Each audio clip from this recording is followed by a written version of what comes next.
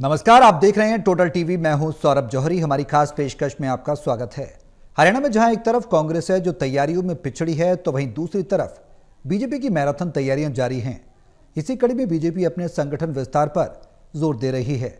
साथ ही खाली पदों को जल्द भरने की कवायद भी की जा रही है। लगातार हो रही मैराथन बैठकों के बीच खबर यह भी है कि हरियाणा बीजेपी कार्यकारिणी में भी नारी शक्ति दिखाई देगी। बताया जा रहा है कि बीजेपी कार्यकारिणी में 33% महिलाओं को भागीदारी भी मिल सकती है। इसके अलावा अनुसूचित जाति के सदस्यों की संख्या भी बढ़ाई जाएगी। देश में नारी शक्ति वंदन अधिनियम लागू होने के बाद हरियाणा में भी बीजेपी संगठन स्तर पर महिलाओं की भागीदारी बढ़ाने पर जोर दे रही है। ऐसे में क्या कहती हैं बीजेपी की तैयारियां और क्या है पार्टी की रणनीति, ये सवाल है।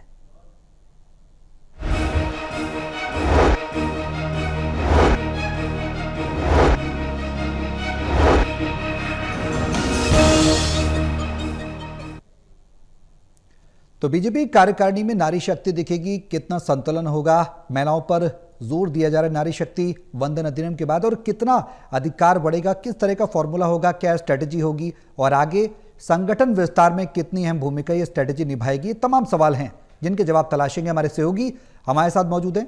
हिसार से टोटल टीवी के acid editor doctor Mahesh Kumar, Panipat से टोटल टीवी के एसिड एडिटर देवेंद्र कथुरिया और वरिष्ठ पत्रकार वीरेंद्र सोनी जी हमारे साथ चर्चा में बने हुए हैं। आप सभी के साथ चर्चा आगे बढ़ाऊं, लेकिन उससे पहले एक रिपोर्ट देखिए, फिर करेंगे चर्चा शुरू।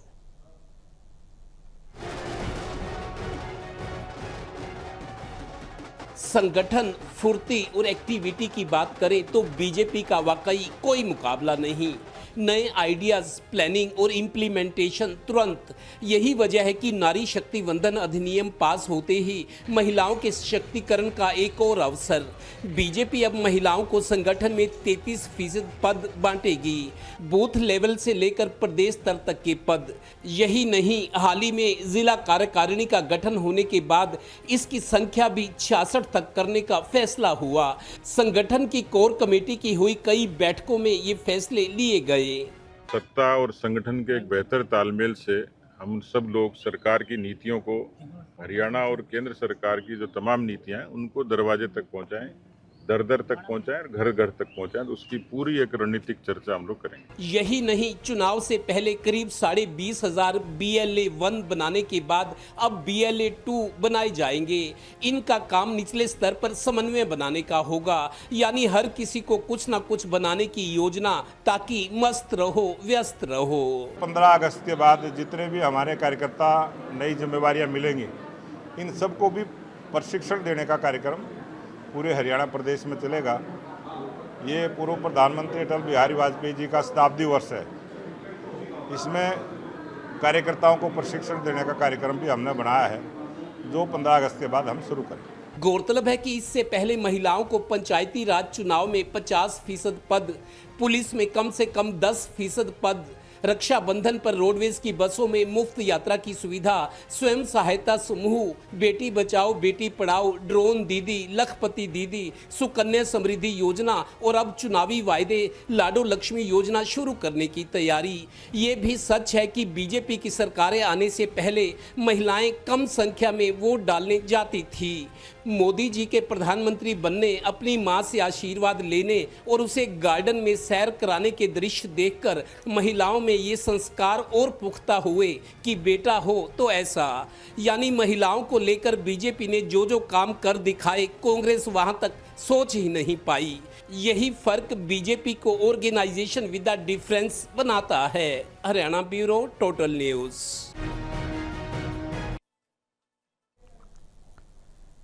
तो संगठन विस्तार को लेकर पूरी तरह रणनीति ब्लूप्रिंट तैयार कर लिया गया है। क्या है पार्टी की तैयारियां? महिलाओं पर अब अधिक फोकस करना, तमाम योजनाएं हमने अपनी रिपोर्ट में देखी हैं, उस पर भी लगातार पार्टी काम कर रही है। बल्कि कांग्रेस की तुलना में बेहद आगे पार्टी है, मजबूती से है और आगे भी बढ़ रही है।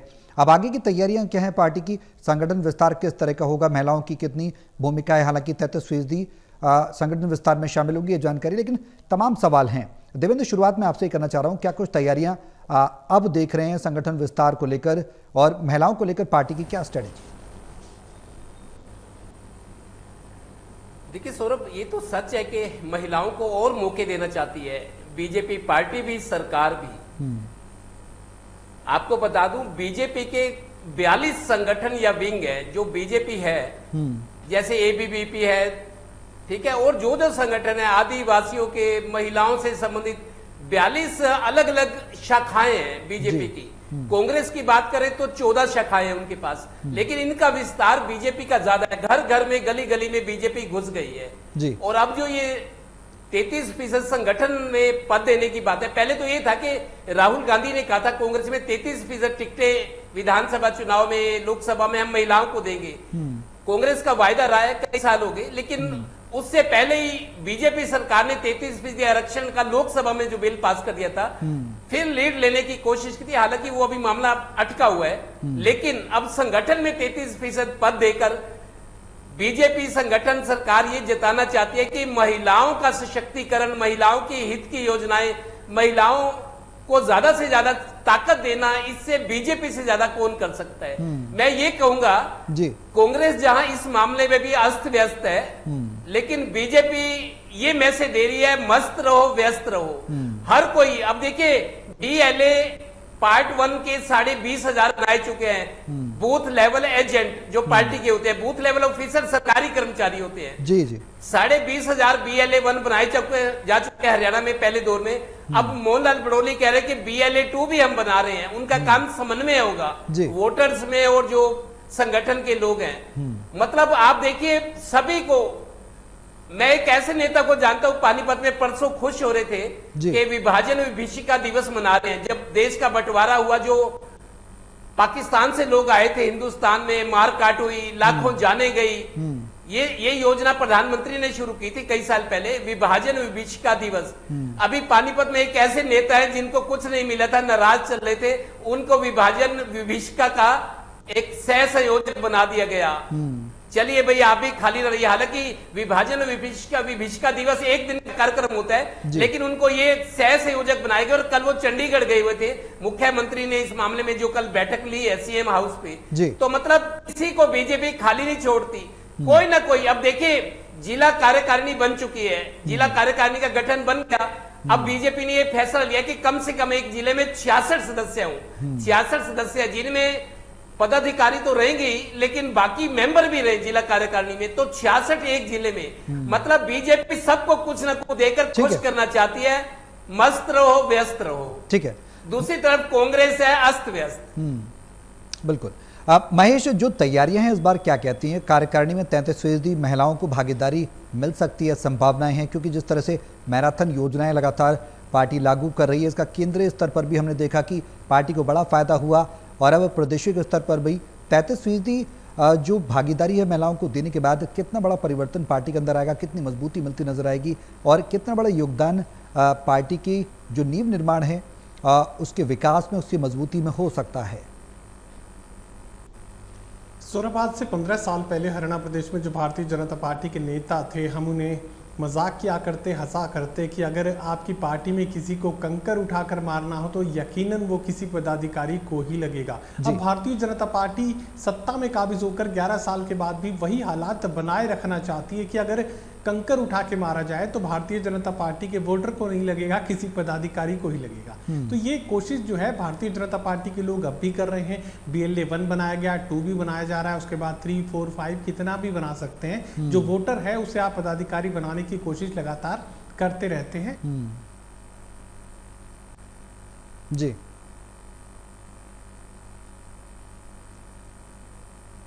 रही है। जाट गैर जाट हमने विधानसभा चुनाव के दौरान देखा, लेकिन उसके साथ साथ अब जातिगत इक्वेशन, महापुरुषों की जयंतियां मनाई गई हैं। मैंने बहुत सारे ऐसे लोगों को, समाज के ऐसे वर्ग को देखा है जो राजनीति में भागीदारी नहीं चाहते, उन्हें नहीं लगता कि किसी राजनीतिक दल के साथ जुड़ना चाहिए, लेकिन किसी महापुरुष की जयंती की बात हो तो वो घर से निकलते हैं, वो कनेक्ट करते हैं, वो सक्रियता दिखाते हैं। अब ऐसे लोग भी भारतीय जनता पार्टी के साथ इनडायरेक्ट तरीके से कनेक्ट हो गए।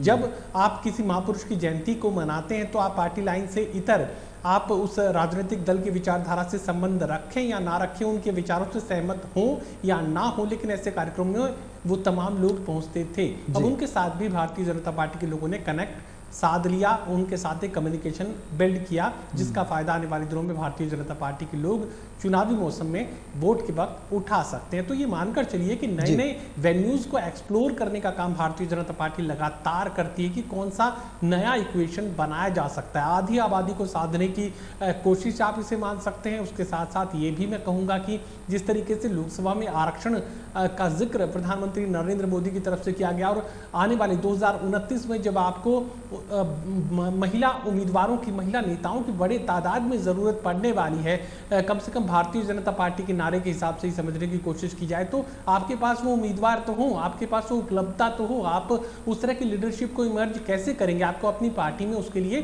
तैयारी करनी होगी। मुझे लगता है कि प्रदेश कार्यकारिणी में हालांकि महिलाएं पहले से भी रही हैं, महिलाओं की संख्या हमेशा से अच्छी खासी रही है, लेकिन अब उसकी प्रतिशतता को, यानी उसका परसेंटेज बढ़ाने की जो तैयारी है भारतीय जनता पार्टी कर रही है। इससे आने वाले वक्त में उम्मीदवारों की जब ज़रूरत भारतीय जनता पार्टी को महिला उम्मीदवारों की ज़रूरत पड़ेगी, उस वक्त ये जो फॉर्मूला है, ये जो इक्वेशन है, वो फायदेमंद साबित होगी। अब इसके काउंटर अटैक को अगर समझने की कोशिश की जाए तो भारतीय जनता पार्टी का सीधा मुकाबला कांग्रेस पार्टी से ही होना है। वो कम होगा, ज्यादा होगा, दिलचस्प होगा, कमजोर होगा या बेहद ताकतवर होगा, ये अलग बात है। ये परिस्थितियों पर निर्भर करेगा कि किस तरह का संगठन कांग्रेस पार्टी सृजन किस तरह का कर पाती है, कितने मजबूत जिलाध्यक्ष होंगे, कितना मजबूत प्रदेशाध्यक्ष होगा।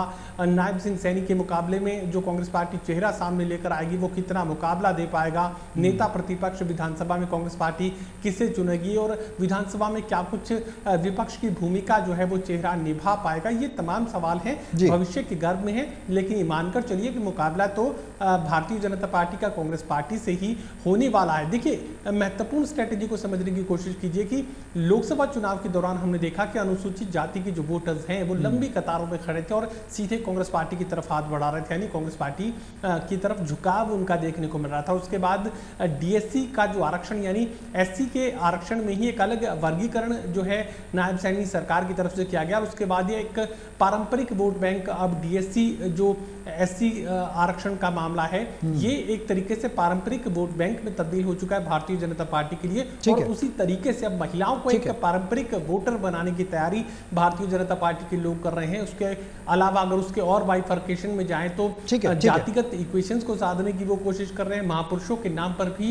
लोगों को भारतीय जनता पार्टी की विचारधारा के साथ जोड़ने की कोशिश कर रहे हैं। और कुछ नहीं हो पाया तो इतना तो मानिए कि हिंदुत्व का फॉर्मूला तो काम करेगा ही। राम मंदिर और रामलला का जिक्र जब भारतीय जनता पार्टी के लोग करेंगे तो धार्मिक विचार तो पार्टी के साथ जुड़ेंगे ही। ये तमाम इक्वेशंस हैं जिन्हें अपनी जरूरत के हिसाब से भारतीय जनता पार्टी के लोग उस पर काम करते रहते हैं। वीरेंद्र जी, क्या कुछ कहती हैं इस बार की तैयारियां और महिलाओं पर विशेष फोकस इस बार कर रही है पार्टी, रणनीति क्या है, कितना इम्पैक्ट इसका पड़ेगा और आगे अगर देखा जाए तो किस तरह से देखा जाए, संगठन विस्तार की दिशा में कितना मील का पत्थर साबित होंगी ये तमाम तैयारियां? देखिए, भारतीय जनता पार्टी अपने संगठन में महिलाओं को जिस तरह का महत्व दे रही है, एक महामंत्री का पद महिला के लिए रखना, और अब देखिए अब प्रदेश अध्यक्ष का फैसला होना है तो ये बात की भी संभावनाएं हैं क्या प्रदेश अध्यक्ष किसी महिला को बनाया जा सकता है, क्योंकि महिलाओं को रिझाने के लिए पार्टी के पास ये अवसर है। अब अभी तक डॉक्टर कमला वर्मा ही जो है पार्टी की अध्यक्ष रही है हरियाणा से, डॉक्टर सुधा यादव जो है उनको केंद्रीय संसदीय बोर्ड में भेजा गया है। तो ऐसे में क्या हरियाणा इस बार फिर पहल कर सकता है, क्योंकि अभी प्रदेश अध्यक्ष का फैसला होना है। तो ऐसे में इस बात की अटकलें भी हैं, संभावनाएं भी हैं किसी महिला को अध्यक्ष पद पर सुशोभित किया जाए। तो महिलाओं को महत्व दिया ही जा रहा है जी। और सरकार के स्तर पर 2100 रुपए जो महिलाओं को देने का चुनावी वायदा किया गया था जी, उसको पूरा करने के लिए भी सरकार जो है उस दिशा में काम कर रही है। 18 वर्ष से 60 वर्ष की महिलाओं को 2100 रुपए देने की योजना पर विचार हो रहा है। हालांकि उसमें कई अलग अलग इसका वर्गीकरण किया जा रहा है। हालांकि चुनाव के समय तो कहा गया था कि सभी महिलाओं को इसका लाभ मिलेगा, लेकिन अब ऐसा नहीं है। तो इस तरह से योजना का प्रारूप तैयार किया जा रहा है। और भारतीय जनता पार्टी के संगठन में महिलाओं को अलग से अलग जिम्मेदारी दी जा रही है। अब देखिए कई कार्यक्रम ऐसे आयोजित किए जाते हैं, जिस तरह का तीज महोत्सव का कार्यक्रम भारतीय जनता पार्टी का सरकार की तरफ से आयोजित किया जाता है। तो इस तरह अलग कार्यक्रम किया, महिलाओं को जोड़ने की बात है जी। भारतीय जनता पार्टी महिलाओं के हर वर्ग तक पहुंचने का प्रयास कर रही है और ये प्रयास काफी सफल भी हुए हैं, इसका पार्टी को लाभ भी मिला है। और जितने भी सरकारी योजनाओं से लाभार्थी होते हैं, जो मतलब सरकार के योजनाओं से लाभ प्राप्त करते हैं, पार्टी उनसे निरंतर संपर्क करती रहती है। अभी भी ग्रुप डी के अंदर जिन लोगों का चयन हुआ है, तो हर संसदीय क्षेत्र में उनके सांसदों की ड्यूटी लगाई गई है कि उनके परिवारजनों को बुलाकर उनसे बातचीत की जाए। करनाल पानीपत में मनोहर लाल जी ने ऐसे परिवारों से बातचीत किया, उनसे संपर्क किया है, ताकि जो भी लाभार्थी हैं वो पार्टी के निरंतर संपर्क में रहे और पार्टी का एक वोट बैंक बनकर उभरे। तो ये एक पार्टी इस बात की भी चिंता करती है। तो इसके मुकाबले में कांग्रेस तो कहीं भी नहीं है, कांग्रेस की तो ऐसी सोच भी नहीं है, ना कांग्रेस का कोई ऐसा विचार नहीं है, ना कोई कांग्रेस के पास ऐसी कोई योजना है। कांग्रेस का तो एकमात्र सपना यही है कि लोगों का भारतीय जनता पार्टी से मोह भंग हो, और मोह भंग होने की दिशा में लोगों के पास विकल्प के रूप में कांग्रेस पार्टी है। तो ये कांग्रेस इस दिशा में काम कर रही है। भारतीय जनता पार्टी अपने हर वर्ग के अंदर, चाहे युवाओं का वर्ग हो, किसानों का हो, और हर वर्ग के अंदर शोषित और समाज के लिए अपने ढंग से एक पार्टी वहां घुसपैठ कर रही है, और पार्टी को इसके कारगर परिणाम भी मिले हैं। और आने वाले समय में भी पार्टी की ऐसी योजनाएं, अब कार्यकर्ताओं को प्रशिक्षण देने की बात है, जनप्रतिनिधियों को प्रशिक्षण दिया जा रहा है। कार्यकर्ताओं को इस बात का है कि पार्टी की रीति नीति के साथ लोगों तक सरकार की योजनाओं के बारे में कैसी जानकारी दी जाए, कैसे लोगों तक पहुंचा जाए, इसके लिए पार्टी समय समय पर अपना अभियान चलाती रहती है। अब कांग्रेस तो सिर्फ संगठन के चिंतन में ही व्यस्त है, इसके अलावा कोई कांग्रेस का कोई कार्यक्रम नहीं है। कांग्रेस के नेता भी जो है अब उसी में व्यस्त है। तो ऐसे में आम लोगों से संपर्क करने के लिए गतिशील और सक्रिय है। जी वीरेंद्र जी, बेहद अहम सवाल है जो महेश ने भी जिस बात का जिक्र किया, देवेंद्र ने भी उस बात का जिक्र किया। अनुसूचित जाति के वोटर्स, खासकर महिलाओं के फोकस करने के साथ साथ जो विधानसभा चुनाव के दरमियान और बीते चुनाव के दरमियान हमने देखा, चाहे वो लोकसभा का हो, कुछ शिफ्ट हुए थे कांग्रेस में, तो ये कहना गलत नहीं होगा कि बीजेपी पहले से ही भांप रही है और कमजोरियों पर काम कर रही है कि जहां जहां कमजोरियां रहेगी उनको और मजबूत किया जाए।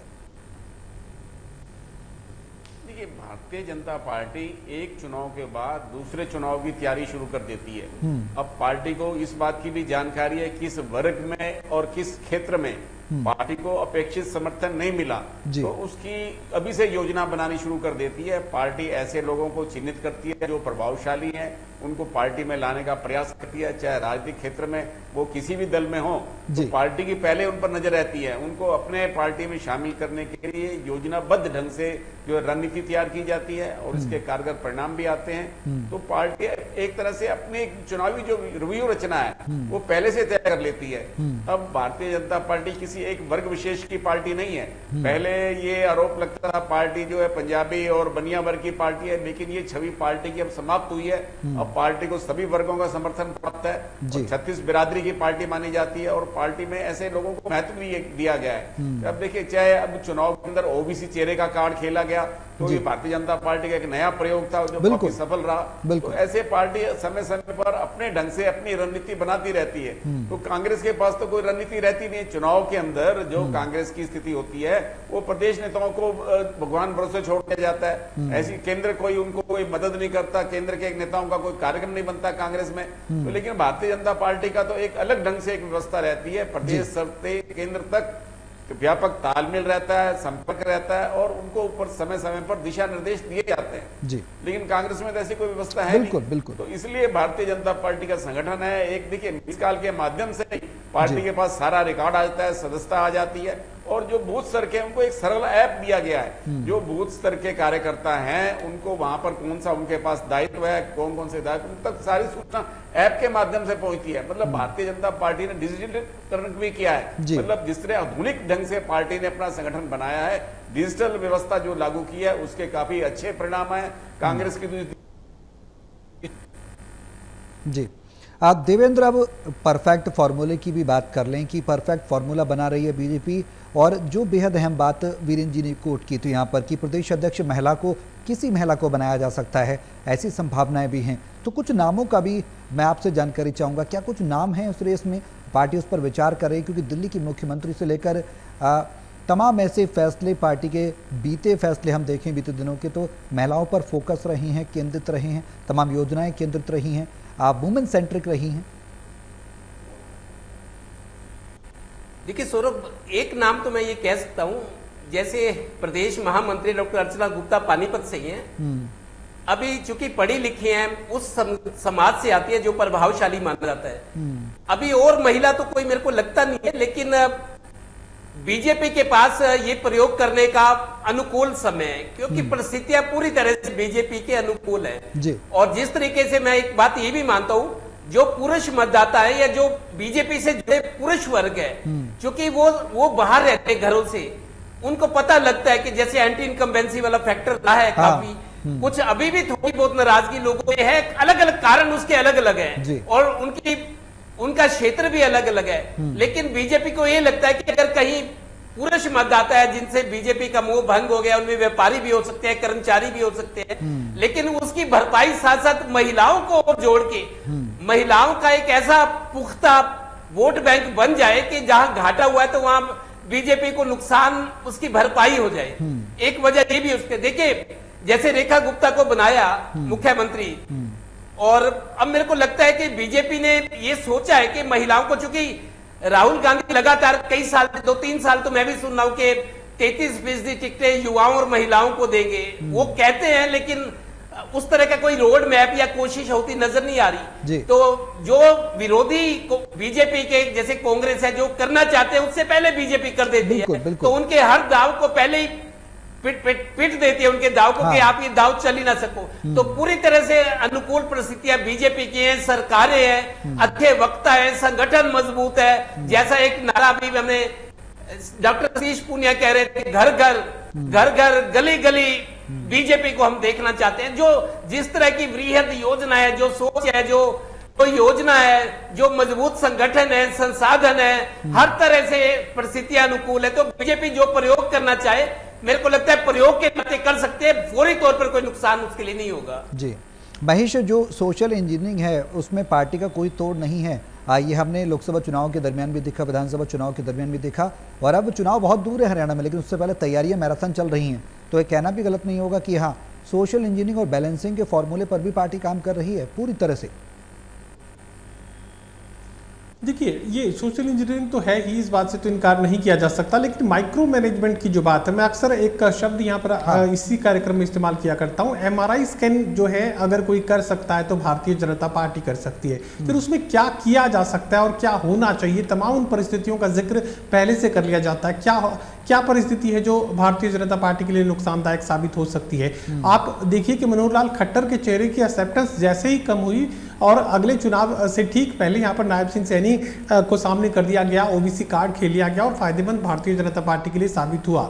जहां पर लगता था कि भारतीय जनता पार्टी का उम्मीदवार चुनाव प्रचार भी वो करे, रैलियां भी वो करे, लेकिन जीत की मंजिल तक नहीं पहुंच पाएगा। तो कांग्रेस पार्टी के उम्मीदवारों को, जो कि भगोड़े थे, जिन्हें टिकट नहीं मिल पाई, उन्हें उकसाया गया। उनकी रैलियों में भारतीय जनता पार्टी के लोगों ने भीड़ भेजने का काम किया, उनके लिए धन की व्यवस्था की, उनके लिए संसाधनों की व्यवस्था की, ताकि कांग्रेस पार्टी के जो वोट बैंक में एक बड़ा जो चंक है वो अलग हो जाए और कांग्रेस पार्टी का जो उम्मीदवार है वो कमजोरी की तरफ जाए, और भारतीय जनता पार्टी के उम्मीदवार के जितने भी वोट आने हैं वो अपने पूरे वोट वो अगर हासिल कर लेता है तो जीत की मंजिल तक पहुंच जाएगा। तो आप इसे माइक्रो मैनेजमेंट कहिए, 90 सीटों के लिए अलग अलग रणनीति, कहां पर किसे उकसाने की जरूरत है, किसे निर्दलीय खड़ा करने की जरूरत है, कौन बागी हो सकता है, किसे तोड़ा जा सकता है, किसे मोड़ा जा सकता है, तो हर चीज पर नजर भारतीय जनता पार्टी के लोग रखते हैं। फिर वो चाहे जातिगत इक्वेशंस की बात हो, फाइनेंशियल मैनेजमेंट की बात हो, फिर पार्टी में बदलाव की बात हो, किसी को आगे करने की बात हो, पीछे करने की बात हो, माइक्रो मैनेजमेंट के लेवल पर भारतीय जनता पार्टी का सानी नहीं है। और बिल्कुल, और जो मैनेजमेंट के साथ साथ माइक्रो मैनेजमेंट के साथ साथ जो बैलेंसिंग है वो कहीं ना कहीं पार्टी बहुत बेखूबी से करती है, बखूबी से करती है, और डिसिप्लिन कहीं ना कहीं पार्टी के विस्तार में और ज़्यादा बल देता है। बहुत शुक्रिया आप सभी का हमारे साथ इस चर्चा में शामिल होने के लिए। तो बीजेपी कार्यकारिणी में नारी शक्ति को लेकर लगातार मंथन चल रहा है, किस नारी को क्या जिम्मेदारी दी जाएगी। ये पार्टी में बड़े स्तर पर मैराथन तैयारियां हो रही हैं, लेकिन ये कहना बिल्कुल भी गलत नहीं होगा कि जहां कांग्रेस अपनी तैयारियों से पिछड़ी हुई है तो वहीं बीजेपी की तैयारियां समय से पहले ही लागू हो रही हैं। ऐसे में आगे की रणनीति क्या कुछ रहेगी, ये धीरे धीरे तस्वीर साफ होगी। मेरे साथ इस खास पेशकश में भी बस इतना ही। नमस्कार।